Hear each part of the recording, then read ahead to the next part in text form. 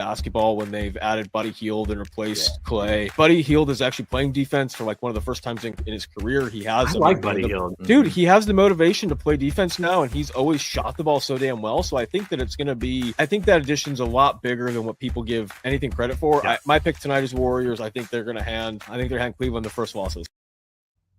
All right, welcome everybody. Little snippet from last week, and I almost said baby brokers. Look at that, wrong show, man. It's Friday, man. It is what it is. We're here to talk about basketball, so that's all that matters. We're missing a couple guys today, so I know Trey was out, so we're gonna. If you want your Chiefs info, you're gonna have to go somewhere else because we're not gonna give you 17 barbs about the Kansas City Chiefs today. But if you just want to hear about basketball, Tommy and I are here. Josh hopefully can join us. We'll see. I know sometimes business comes first, and Friday mornings and can be a little hectic. So, how you doing, Tommy? I'm good. You started off the intro. It was interesting, right? I mean, I looked at I forgot who had even won that Cleveland Golden State matchup, so I had to pull it up real fast. But man, my predictions last week were absolutely garbage, and I couldn't predict a game last week, and glad to see Josh joining the party today. But man, yeah, I could not predict anything last week. It's pretty embarrassing. There was some pretty big upsets. Welcome, Josh. So what's going on, guys? The intro and where the little soundbite that I had was us talking about the Warriors winning at Cleveland, but obviously we know that did not happen. And so everybody that tuned in last week knows us, but Josh, why don't you share everybody who you are and a little bit about you. Yeah. So I'm Josh Lyles. I'm the founder over at Sales Dash. We're a CRM specific for freight brokerages, freight agencies. Was previously in brokerage at 2 different brokerages, worked at Tesla for 3 years. Did play basketball growing up, played all throughout high school, walked on to a D2 college, Augusta University, was Augusta State when I was there. And quickly dropped off after a semester because, basketball was just not going to cut it. And then, I had pretty bad tendonitis in both my knees. So said, let's just go ahead and start getting into work and getting into the business world. But yeah, from Marietta, Georgia, originally, live in Nashville now. Awesome. Well, we're glad to have you. I know last week work came first, so that's probably going to happen with all of us at some point. Happened with Trey. I was telling everybody before you joined in that if they want their Chiefs sound bites or info, they're going to have to tune in next week because he's not here. Sorry, Chiefs fans. Yeah. Cool. Curious on your tendonitis. Did that ever go away? Did you outgrow that? Yeah, eventually. I mean, honestly, so much of it was stretching, a lot of stretching and just strengthening. But yeah, man, it was really annoying because, you try all the little braces and just like the little bands and all that kind of stuff. But yeah, I mean, some of it was just from like probably not a complete balance of strength and balance. Yeah. And a bunch of different areas. And then, eventually it was just eventually doing a lot more stretching, and stretching really helped. Yeah. Yeah. My youngest, simple, but yeah, it is. My youngest fights that, and I tell him all the time, man, it's what you do outside of the game that's going to prep you. And he works hard at it, so he's getting better, but they always just hurt. I'm like, dude, I run all the time. My knees never hurt. You'll outgrow it. I don't know what else to tell you. So, but yeah, I went down a huge rabbit hole with all of it. So it's a lot. Yeah, we could spend a whole episode on that. So awesome. So we're here. I'm going to throw up the banner. The person that's the leader, that's 2 weeks in a row. Broker Dude is the leader, the weekly leader and the leader in the clubhouse overall. So kind of crazy though. Trey and I were tied for the week, but the tiebreaker is the last game of the week and total points. And he went old school box score, like I think 197 points or something. And I got him on the tiebreaker. So do have I wanted to call something out really quick. Yeah. I actually hit the cumulative score last week. I know. On the nose. I know. I'll take that as a win. I know I didn't come in first, but I'll take that. Yeah, it was. I did see that because you were only 1 game behind. So like if you would have picked one other game, you would have been the clear winner. My son got in too, and he was 1 game behind and 1 point off of the cumulative score. So this week I upped my score because I'm like, I was way too low. So awesome. But I'll put those standings up real quick so everybody can see how we're doing here.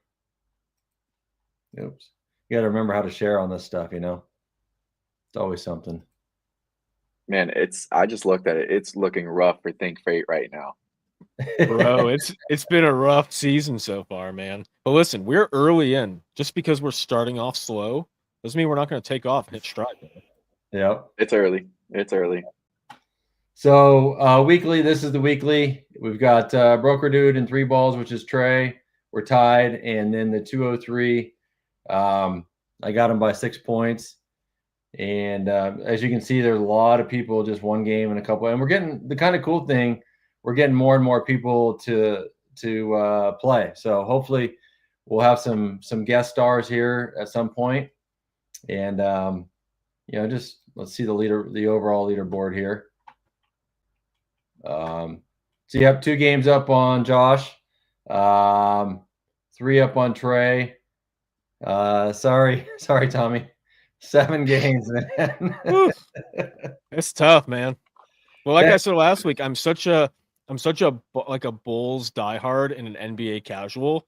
I've had to dive in a lot more this week to like the full gambit of games and not just the 2 or 3 Bulls games that are happening every week. It's crazy, huh? You like all these teams you don't know anything about. You're just like, I got no idea. So I have like a rough idea, right? But like I didn't even realize that like before last week when you said Tyrese Maxey was out, I didn't realize Tyrese Maxey was out until you said that. So I was thinking about my picks and I was like, oh, I need to move a couple with these around. Like I didn't realize he was out. Like I just got to be paying more attention. I got to lock in more to these other 29 teams around the league.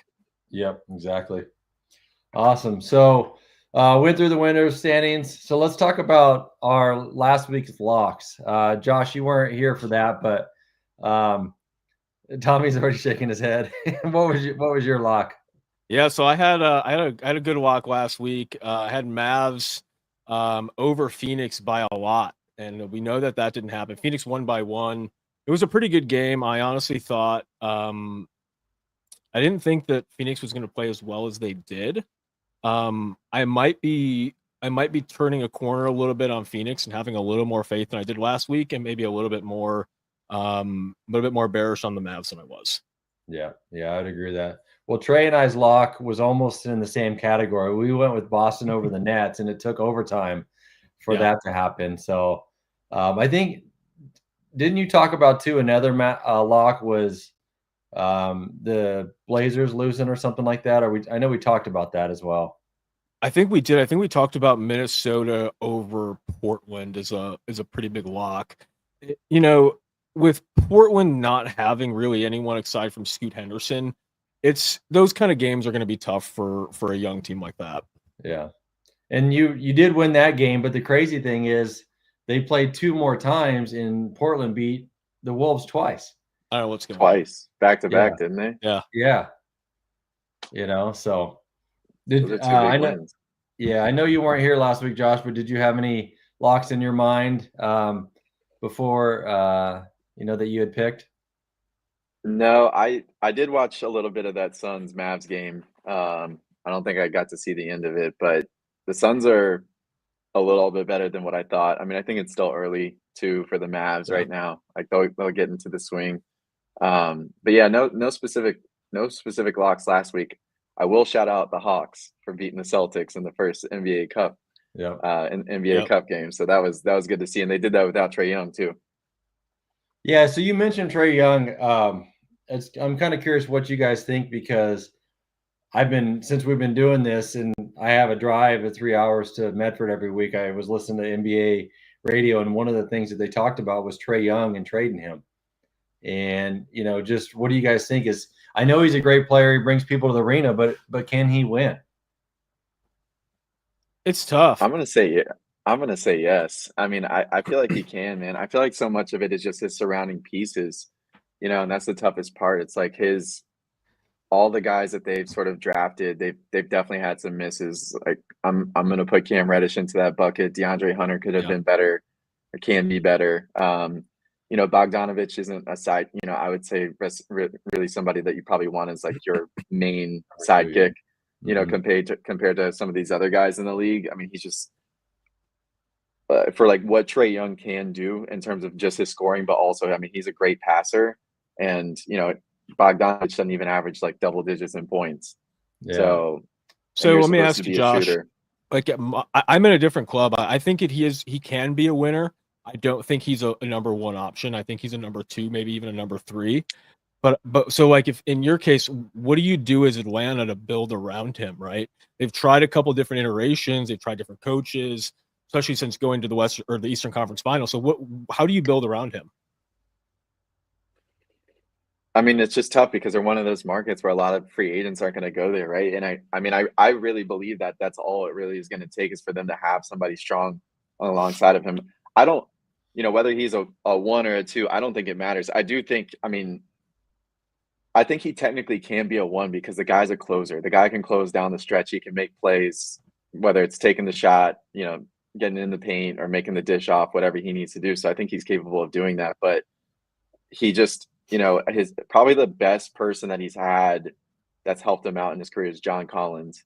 I would say at least as of yet, and Collins has tapered off, but they've just missed on their draft picks for the most part. And Jalen Johnson, he's probably the most solid that they've got, outside of him right now. And then Dyson Daniels, he's the one that had the big game against the Celtics. So I'm excited to kind of see, if he has a really big resurgence I'm pretty sure he came over from New Orleans in the Murray trade. Yeah. So that's cool to see. But I that's really what I feel like it is like they just need somebody else that probably can average at least 20, but is also solid offensively and defensively because he can be a little bit of a liability on defense. Yeah. You can tell the Atlanta Hawks, man. I was taking notes right there. I'm like, damn. Home state. I'm a Trey Young fan. It's not even just like, because he plays for Atlanta. I mean, I like Trey Young more than DeJounte Murray. I think DeJounte Murray is really good, but I thought that was a weird trade, like why they made that. Like I understood from the standpoint of getting more defense and more scoring, but like I just never saw that as being a good fit with Trey Young. Yeah, I think it was one of those situations. Like a panic move. Yeah, and see if you can just have a backcourt that may be able to take you. But yeah, they just need more pieces, and it's so tough, man. Like you watch these guys like OKC who just don't miss in the draft, right? And like these guys have had top 10 picks, in Atlanta, and they get the number 1 pick last year, and still nobody really knows what the guy's name is. I don't even think Ricochet will be fine. I don't. Who was the number 1 pick last year? Zach Ricochet. Yeah. See, is he even playing yet? Yeah, he's playing. He's, he's just like, he'll be good. Yeah, but he's not a number 1 pick. He's not Anthony Edwards' number 1 pick. He's not that. Right. Yeah. Right. Or even a Cooper Flag for next year, right? Is what I'm hearing. He's a number 1 pick. Yeah, I wish we could just save that one for next year. Yeah. Speaking of him, did you guys see he had a great game against Kentucky, but came up a little short. Yeah, just 2 turnovers last 2 possessions, but that happens. He was getting some flack, but I think he had 26, 9, and something else on assists or rebounds. It was, so it was a great game. But Kentucky, he seems like he's going to be a stud. Yeah. And Kentucky looked good. Obviously different era there with Calipari gone. I forget the coach's name, Mark something now. But kind of retooled with some transfers. Not that all starting 5 of 18-year-old, 19-year-olds, where historically that's what they've been. So yeah, awesome. So NBA Cup, what do you guys think about that? Do you like it? Do you not like it? Does it bring more to the game? I don't know. I like it as like I kind of like it like I like the in-season tournament. I think it's a fun little addition, but I just don't know if it's like I don't think it's big enough to make a difference in terms of that. I think like what they did in the playoffs with adding the 10, I think that's a lot bigger than what this is. And I think it's fun, but I don't think it makes a difference. Yeah. I think it's serving. Honestly, I was not really at first. I kind of thought it was a dumb idea, but I'm actually a big fan of it now after last year because, of course, they put the cash prize towards it, and I think guys played a lot harder because of that. And of course, bench players are going to play even harder because of that too. But even LeBron was pretty vocal about it. He wanted to go after it, and they eventually won it last year. But I just think for it being a longer season, it being an 82 game season, and for how fast that the cup is, I think it's great to actually draw the interest and you actually have a lot of competitiveness, because there was starting to be an issue in the NBA of load management and people sitting out and all that stuff with like Kawhi and all those guys. And so I think it's good because it gives these guys something to play for. But I just love the competitiveness. Like when you watch the games, the guys are going hard and they're trying to win these games, and people are bringing their best. And so to me, it was cool last year because I think it was Lakers Pacers in the final, and I don't think people were really surprised maybe about the Lakers because of LeBron and AD, but like people were surprised about the Pacers, and like they actually ended up keeping pace with that, no pun intended, going through the playoffs, and they ended up doing pretty well. So and I think that helped Halliburton's campaign with like All-Star and all that stuff. So I for what it offers, at least this early on in the season, at least built some kind of excitement. It's pretty cool to see. Yeah, I was kind of like you last year. I was like, what is this? Kind of remind me of soccer. There's all these cups in the middle of you. You're like, I don't even know what it is. But, and I think last year was the in-season tournament. This year it's called the NBA Cup. They changed that. But I know they were trying to get early season viewers, and it brings more excitement, like you were talking about the load management and just, 82 games. It's a lot of games. And, there's going to be some garbage games, especially early in the season. So I think it brings some excitement from that standpoint. So for me, it's better than not having it, I would say. I don't know what the numbers on the attendance or viewership is, but I would think it's working. So yeah, I'm assuming it's got to be working for that. The only thing I don't like about it's the floor. It's so hard. I know, right? Yeah. I know last year I was like, what in the world is this? And then, at least this year I'm like, okay, it's the NBA Cup, and they're trying to distinguish the difference of that versus a regular season game. So from a branding perspective and a marketing perspective, I like it. But man, it's kind of like watching the Oregon Ducks floor. They changed it this year, but historically you're like, it's hard to watch. It's too much, especially the bright red or the bright blue or purple, whatever it is. Yeah, it's tough on a lot. So yeah.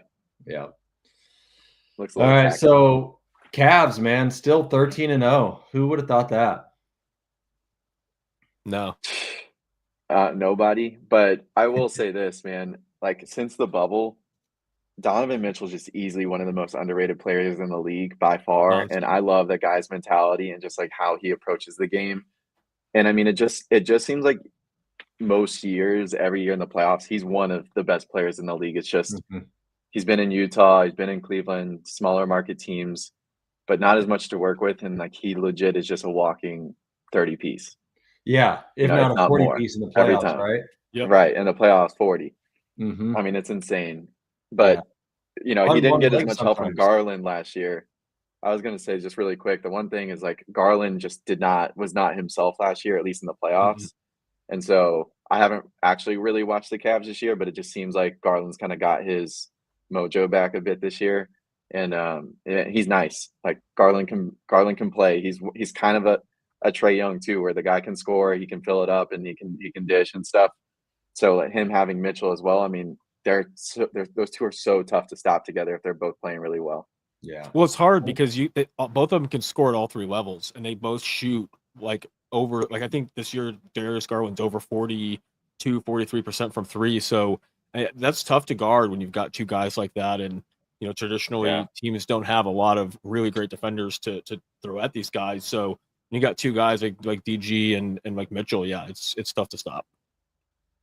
Well, and then you got a couple bigs. I mean, you got Jared Allen, you got Mobley. I know they've got some other guys that I can't remember, but I mean, they got Strus is loose. Yeah, Strus. Yeah, I got Karis LeVert. Yeah, Karis. I mean, they're so deep. A lot of guys with a lot of experience, and the young guys, fill a role. I mean, Mobley is, I think going to be a superstar in this league. He just seems like he's got that thing. So, yeah, he's young. They absolutely blitzed the Warriors the other day. I think they were up by 30 plus in the first half. I looked at the score. I'm like, they had like 80 at halftime. I'm like, it was tough. Wow. That's so prototypical Warriors though. I know. Like when they lose, they lose. Yeah. And then they can go back and, beat the Mavs the next night. Yeah. Or they could have come back and beat Cleveland the next day. They just have that ability to just wash it away, which is so critical in an 82-game season, or even like when you get the playoffs, 7-game series, right? You got blitzed last night, wasn't your night, but you're confident in your ability, and you come back and do it again. So, yeah. Awesome. Anything you guys wanted to hit? I'm just kind of going off some stuff that I have, but anything in particular that jumped to your mind? Man, I don't know about the Bulls this year, and I'd like to get your Josh's take. It's so weird, right? Like last week we came on here, they were what, 2 games, 3 games they'd won. They've rattled off a couple more wins since then. They almost beat the Cavs the other night. I think they lost by 6. They're a weird team, and I'm at the point where I just don't know what I want them to do. I would rather them blow it up than just kind of middle around with 2 aging guys that really don't mean anything to this team. What do you think, Josh? What would you do if you were the Bulls, or what would you like to see them do? Like a big market team that for 20 years hasn't done anything. Like it's kind of sad. I mean, I feel like with where they're at, they've got to blow it up. You guys lost DeRozan, lost which I'm okay Caruso, with. Right, Caruso's gone. Yeah, I think that was my biggest pill to swallow was losing Caruso. I didn't care. I love DeMar as the player. I didn't like him on the Bulls. I thought that was a weird fit with next to Levine. Yeah, I mean, honestly, I haven't watched Chicago too much, but I feel like for where the roster's at, it does make sense to blow it up. And yeah, it's tough. I'm glad Lonzo's back. I will say that. I'm glad to see that Lonzo's back, and I don't know how good he's playing right now, but I mean, man, that's got to be so rough, just like not being able to play for 2 years. I think that they should ship Levine off to Atlanta, let him just run point with Trey Young and crew, and actually try to make a run in the playoffs. But I mean, I feel like you guys have the pieces to just go ahead and do that and to shift stuff around and get picks and then let some of those pieces go. I think there's some good young pieces that you guys have with the kid from Illinois. I don't know how to say his name. Yeah. I like the draft pick that you guys made. I have not watched that kid play at all, but I just like the kid's mentality from the draft. It seemed awesome. And he's a Chicago kid, I think I heard. He is, yep. Oh, yeah, he looks good. Yeah. I've always liked Kobe White. I think Kobe's, pretty decent. But, yeah, I mean, at a certain point, man, like you kind of just got to refresh a little bit. And I feel like people just have to sort of take OKC's playbook now at this point because now they've run it for within 2 decades or, at least from the 2010s. And then now they've kind of done it again throughout this decade already in the first half of it, where you get Russ, KD, Harden, all from the draft, right? And then now they've done it again. But I mean, I know from the Paul George trade that they got others, but they were still able to draft Jalen Williams, still able to draft Chet. And they've got more picks coming up. That's what's crazy about it. They have even more picks coming up, which is pretty scary. So and one of them I think I saw for next year is potentially top 10 or top 6. So yeah, I just I feel like you got to start doing that because until you have that player that people want to play with, like nobody just wants to go to those kind of markets. I mean, I'll use an NFL analogy, but like nobody wanted to go play for Washington, but now that Jaden Daniels is there, people want to go play there, right? They just got Marshawn Lattimore, and I feel like it's going to be the same for the Magic with Paolo. I mean, that guy's a stud. He's going to be one of the best players in the league. It looks like players are going to want to go to Orlando to play with him, so long as Orlando takes care of him. So I feel like you guys are just kind of at a crossroads where you don't have that person right now. I mean, I know Levine can put up 25 a game, but he's not that person. You gotta listen. I love Levine. He's genuinely one of my favorite players in the league, but I'd love to go see him and see him go make a difference in Orlando or Detroit or somewhere that could really use some like veteran leadership that can score. Like Cade is doing nothing in Detroit. He needs some genuine help. So I think someone like that could help. And the reason I shook my head, I don't want to see Zach go to Atlanta because I want to see Trey Young get traded to San Antonio. I'd love to see the alien with Trey Young. I think that'd be insane. That'd be nasty. Yeah. There would be. There was talks of that over the summer. Yep. that could happen. And then they got Chris Paul, and I'm sure Chris Paul's not doing too much there, but No, I think it was he's just more of fun. like, hey, have a veteran on the team. Yeah, He's a CP's good vet fun. to have, but they need someone like that can really get Wemby the ball, that can actually score the ball, and can make a difference. Yeah, he's a pass That would be only a guy great anymore at fit. this point in his career. He can't hit those shots. I mean, he was with the Warriors last Yep. year, and they just left him open, other teams. So if Yeah. and as your psyche, it's like if you're left open, then you're like, where do you go with that? And so you just got to double down that you're going to hit those shots, and you got to hit them, because if Yep. not, as soon as you start like thinking about it, you're done. Yeah. No, I think Trey would be a killer addition to San Antonio. I think they've got a couple other decent pieces, but I feel like that dynamic with Wemby, because of how good Wemby is also on defense, Yep. could be awesome. Kale, I want to talk Warriors really quick Sure. because I'm pumped about the Warriors right now. But what do you think? I'm super pumped too, because I did not think that they were, I thought they were going to be like middle of the pack, fighting for that 7th, 8th spot like they have the last couple of years. But I tell you what, having Buddy Hield there has been huge for them. Looney off the bench, where he's giving them 15, 18 minutes, but he's playing in those stretches where, they need that offensive rebounder. He had a couple of huge rebounds the other day against, I think it was against the Mavs, that, they weren't necessarily game winners, but they put him in a position where Steph, I think he went on 11-0 or 12-0 run, and a couple of those were offensive rebounds from Looney. So I'm really excited about him. I was just looking at the standings in the West, and they're right there. They're second place. One game behind the Thunder, which they actually have the tiebreaker over the Thunders right now because they beat them. Yep. And Curry is just Curry, man. It's like when you think that guy's going to start aging out, he just hits another level. He almost looks better right now. I know. He really does. Oh yeah. I saw some clip for from some podcast. I think it was the Bill Simmons podcast with Jacoby, and one of them was talking about, like, is he overplaying the night celebration? And in my opinion, dude, he's not. He's literally putting people to sleep this frequently. Gold medal game, and then like multiple times already this year.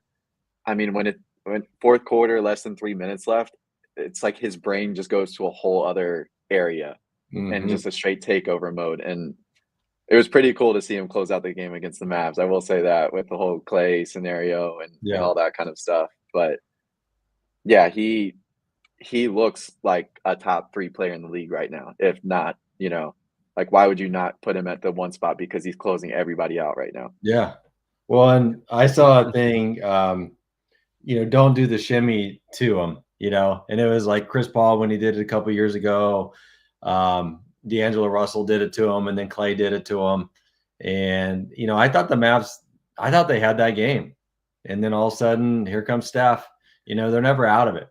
And did you guys see that block Draymond had on what's the big guy? 21. Oh, Gafford. Yeah, Gafford. He put him on the floor. It was such a good block. And he's done that twice to him. It was, so Draymond's playing pretty well too. I mean, he still airballs threes, but he's making some of them too. It's so he's crazy. Making some too. He's airballs or makes. Yeah. It's like, hey, if you get to 40%. Exactly. It's either way off or it's going in. I don't know. He's crazy. But well, and what I really like about Steve Kerr's strategy is, he's playing 12, 13 guys a night, which is crazy. Yeah. It's hard to do that and get everybody to buy into it. But, whether it's a combination of Kerr and Curry with their, just team first mentality and the culture they have there, they get guys to buy in like nobody else. It's kind of like what the Spurs used to do. Yep. And he's kind of a disciple of that too. If you think about it, he played for Pop there at the end of his career, won a couple championships after the Bulls. So the guy just wins. That's all he does is win. No, it's always interesting watching him throughout the season, and then also in the playoffs, like how he manages his lineups, because he's never sticking with the same lineups. He's always trying new things and trying different groups and combinations, and then he really does actually take it kind of matchup by matchup. Sometimes it's been frustrating, in my opinion, in the playoffs, where he'll sit Looney or he'll sit Kuminga because he just doesn't think that the matchups are right. Yeah. And I'm like, man, there's got to be a way, whether it's the first lineup or the second lineup.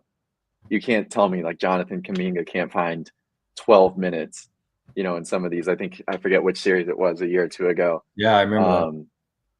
So, I've noticed he's always doing that, but and even right now with Buddy Hield, like Buddy Hield is shooting really, really well, and he's coming off the bench. But I think it's actually the right play for them because I do too. he gets a little bit of time with Steph. Steph gets to go take his break, and then hey, you still got a shooter on the floor that is still keeping the floor spaced. And hate to say it, but with Clay, the past 2 years, it's just that's kind of been non-existent, man. Mm-hmm. He wasn't shooting the right percentage. Yeah. Yeah, and if you watch them when Steph is out, they're working for Buddy like they work for Steph. Yeah. It's just like we're running the ball through Buddy Hield and he's shoot first, and we'll just all play off of that. And that's a powerful thing when you can get all 5 guys on the floor playing to get one guy open, because he's going to get great looks. And I mean, I know they've been trying to get him or somebody like him for the last several years, and I was so grateful when they finally got him, because I'm like, that's Steph's game just opens up so much when you have another guy that can shoot. Yeah, a ton. Yeah, and that's the thing, is that he's been getting legit double and triple teamed for the past year. Mm-hmm. I mean, last year, for what he was able to do last year, for as much as he was double teamed and stuff, I thought was pretty incredible, because he really just, again, Clay just wasn't really, pulling people off of him like he has, in the majority of his career. So yeah, I think that's what's also like, Steph's been like this, right? He's been this good, but he finally has people to kind of attract the attention away. And I also think Kuminga has another gear that he can kick it up. And like he wanted a max deal, or they were talking max deal, but like he's not there right now. Yeah, in my opinion. And he can, which is kind of scary, I think, for the league, because if he does get up to that notch, I don't know if it'll happen with this team and this system right now, if that'll allow him to shine that way, but hopefully he can kind of just embrace the role within the team, if they want to win. Yeah. All right, who do you guys have winning the cup, though? Let's talk about this, because it's gonna be different than who's gonna win the chip. But who do you guys think can win the cup? There's I forget what division it is, but it's like super loaded in the West. I'm gonna look it up while we're talking about it. I'm just gonna go ahead and pick a dark horse right now, because I don't think it's gonna be the team that wins it all. And I hate to say this, because they play the Warriors today, but I can see the Grizzlies winning this thing. Yeah. They need to win it, because they're in that group C with the Warriors, the Nuggets, the Pelicans themselves, and then the Mavs. That's a loaded division. It's loaded, yeah. I think it'll be a West team. But yeah, I mean, I just feel like I feel like it's gonna be one of those things where one player just takes over and he's got the capability, because he can be the best player in the league. Yeah. Yeah, I think so too. I'm taking it. Go ahead. No, I was gonna say, I mean, I think they're a little bit more of kind of like a dark horse pick. Chances of them actually winning it are probably slimmer, but I'm gonna go with them for the fun of it. No, I think that's a really good pick, dude. I'm kind of going a West team too, but I'm going to go with a team that's probably has a little bit more like standing to win it, which would be Minnesota. I think that they could really put something together in this cup. And then, I think if they can really put something together in the cup, win the cup, I think that'll kind of right the ship and get them back on track to get a better playoff spot. And then obviously it builds a lot of camaraderie with kind of what's happening with this team right now. I mean, they haven't looked the way that they should. I mean, they're sitting at 6-6, but they haven't been out of a lot of these games. So I think that if they can pull something together and actually win this, and Anthony Edwards can pull something out, I think he could take over and just be like you said with Ja. I think he could just take over and win it for him. Yeah, because it really comes down to just a game at a time. There's no series to it, really. Right. I think I'm just gonna stick with the Warriors, man. Take the favorite.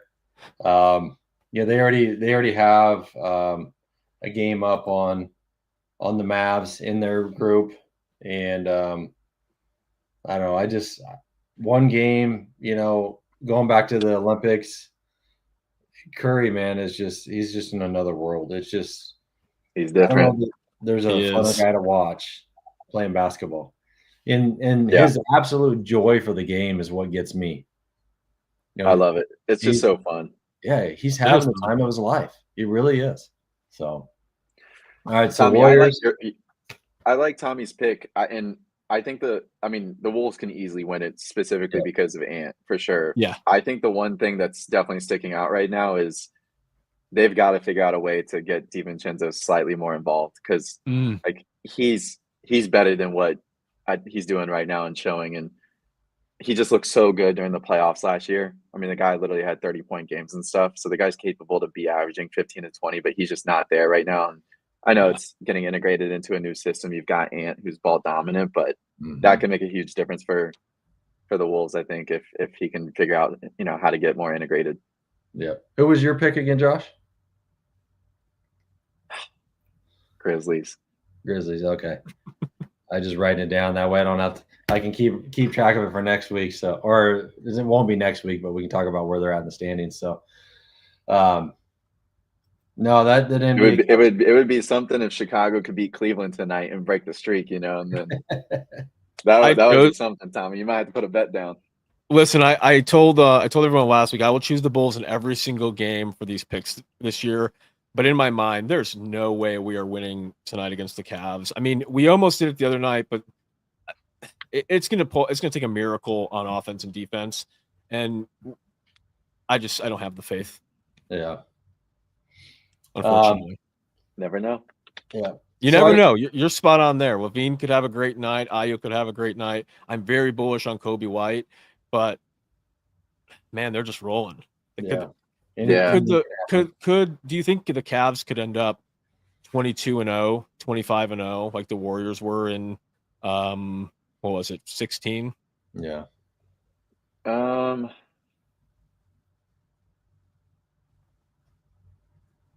To be honest, yes, because I mean, really, like their toughest game coming up in their stretch is at the Celtics on the 19th here, and then after that, I mean, it's Pelicans, Raptors, Hawks. Pelicans don't have Zion. Raptors are terrible this year. Hawks are the Hawks. The Hornets. I have not watched them, but I've been seeing LaMelo's stats and some of the highlights. LaMelo is an all-star. Yeah, he's balling out, dude. He is balling. He's leading the league. I saw in 3 points made per game.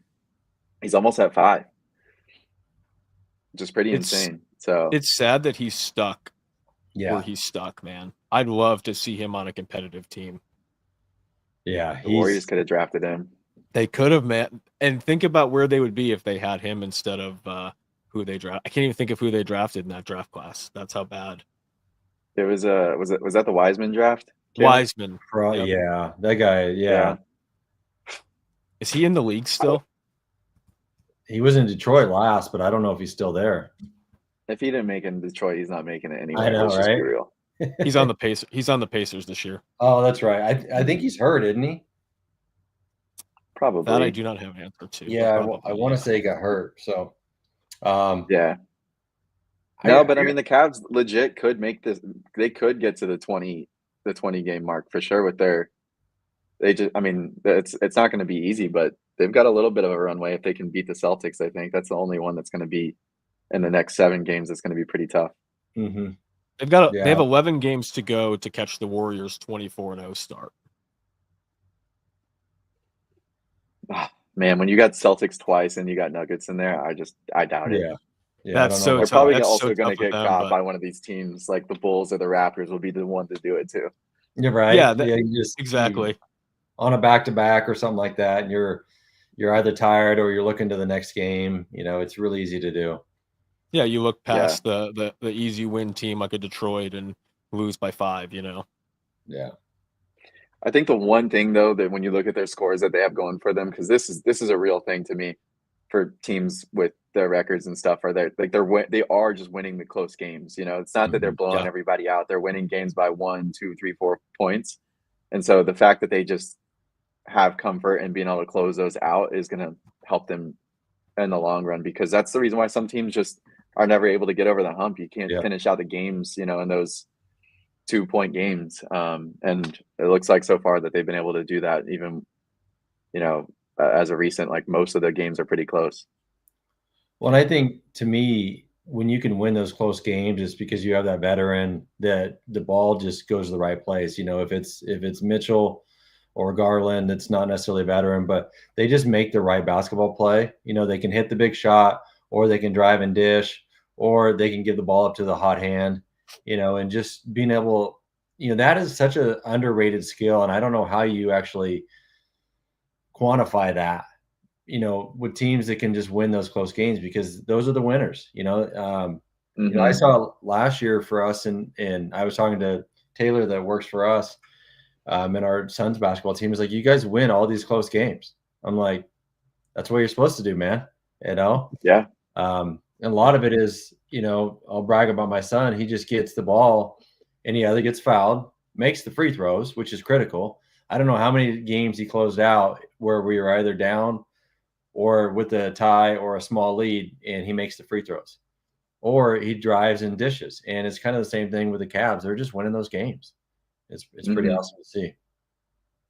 So good for Cleveland. Yeah. Yep. Who knows, man? So I do have one question I wanted to kind of hit on, is because you look at the Warriors, they're playing 12, 13 guys. You got the Knicks, they play 8 guys most nights. And, you know, what do you guys think of Thibodeau's strategy for playing time? Tommy. I mean, if you want the old Bulls fans perspective, we had him for a long time. I hate the idea. It wore down our chances to win a playoff series, to win a championship. We had a lot of times in Chicago where we could have made a deeper playoff run than we did. And I just think Thibodeau playing 8 guys for 82 games is just not the right way to go. You end up having a lot of really tired players and a lot of nagging injuries that just come into the playoffs, and you're not healthy. And if you can't be healthy in the playoffs, it's a lot tougher to win. I'm not a fan of that strategy. I like the Steve Kerr 13 guy, especially this early in the season. Let guys run, let guys get out there and play. Let some of your younger guys show what they have too. See what you have with some of them. Like, you're still trying to develop and play and win for the future too. So I'm not about that strategy. Yeah. I mean, I agree, because I feel like you have to build the confidence up of those guys, because sometimes they just need to have their games, and that's going to be the difference for you to win those. Like, you see this in the playoffs all the time, but like, to me last year, I think the thing that stuck out is, like, you saw guys like DiVincenzo, and I'm not saying like DiVincenzo is not going to be in that core 8, right? He's a starter in the league, in my opinion, but like DiVincenzo, and then the dude from the Pacers, gosh, I'm blanking on his name. I'm no help there. Not Nimhard, Andrew Nimhard. Incredible playoff. Playoffs, right? Gonzaga, dude. And so, and I also really, I can't, Kale, I think you and I may have talked about this with Peyton Pritchard, but Boston, Jaylen Brown came out in an interview, and Jaylen Brown literally said, like, during strategic games against Detroit or just not as good teams, he did say Detroit too, which that's kind of a dagger, but he's like, you know, games against Detroit and whatnot, we want Peyton to try to go for 30, because we want him to build that confidence, because we may need that down the road. And I mean, I just think that's so critical, man, because of course everybody's going to lock in on your bigger players, but we've seen this time and time again in the playoffs where these guys just, you know, the bench player, whoever it is, and it's not, I don't think it's a matter of just even the rest. I mean, that's obviously a really big part of it, but you need to be deep, because your players will, I hate to say it, like, they will get hurt, and they did get hurt for the Knicks last year. That's why they lost. I mean, they were just battered and bruised, and they literally were left with almost nobody. Yeah, and it's amazing they did as well as they did, right? Because they were left with nobody. And I think, you know, for me, one of the things you're talking about Peyton Pritchard or anybody like that is you got to have a mental muscle that you can draw on, or that muscle memory of when you've had that and that confidence of your teammates investing in you and just feeding you the ball. I saw another thing on him the other day was they have a drill that they just let Peyton bring the ball up the court. You see it at the end of every like half and game. Yep. And he's like, we can't stop him. You got Jaylen Brown and Tatum and Drew Holiday, who I was thinking about, and I don't know if this was a dream or I just think about it later, but if I was to craft a team and I had point guards, I think I'm taking Drew Holiday second over behind Steph Curry. He's that good, in my opinion. He's that good. I hate that he's in Boston. I know, I do too. He's so good. Like the fact that they have already JB and Jason, and then they have Drew and Porzingis is just annoying to me. Yeah, from somebody that's just not a Celtics fan. Yeah, me neither. So same. And that blew up in Milwaukee's face so hard. Oh my God, so hard. That is a great point. Yeah, because he actually went to the Blazers temporarily. I was like, hey, but I was excited. I was excited for him to be on the Blazers. I said, hey, he'll play on the Blazers for half a season, get bought out, and go somewhere else. But I had no expectations he was going to be playing for the Celtics. Yeah. And that's just, it blew up in Milwaukee's face, and now they look bad, and Boston looks like the real winner. Yeah, definitely. Awesome. Well, we're a little bit over time already. So any final thoughts? We didn't talk about locks this week. I don't know if anybody has a quick lock they want to throw out there. I got Magic over the Sixers today.